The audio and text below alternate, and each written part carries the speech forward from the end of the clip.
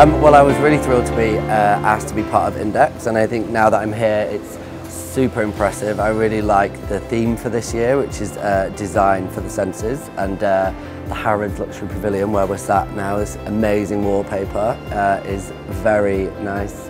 It's definitely an assault on my senses, for sure. And then the Luxury Pavilion area that I've had a chance to look around is amazing. So many different international designers and such an amazing array of design talents from all over the world. So far it's amazing.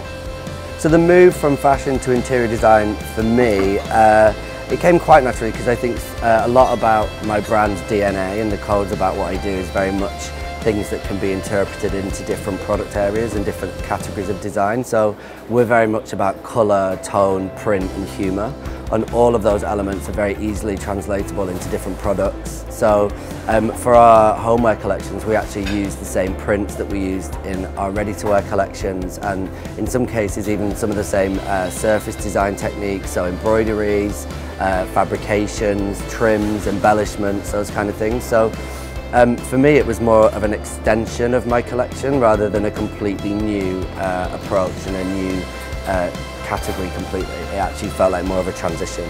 I should probably say it's quite easy to get it wrong if you're being bold and brash with design, and then it makes myself seem more skilled and more professional.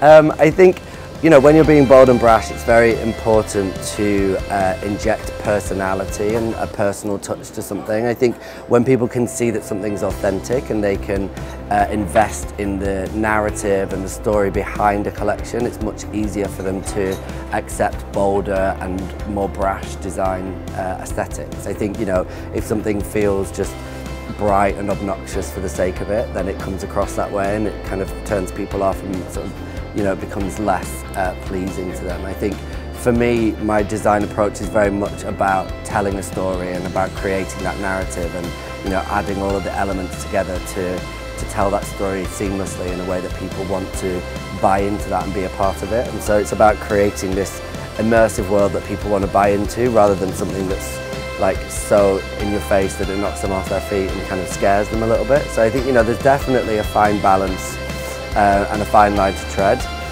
but I think it's always important to tell your story.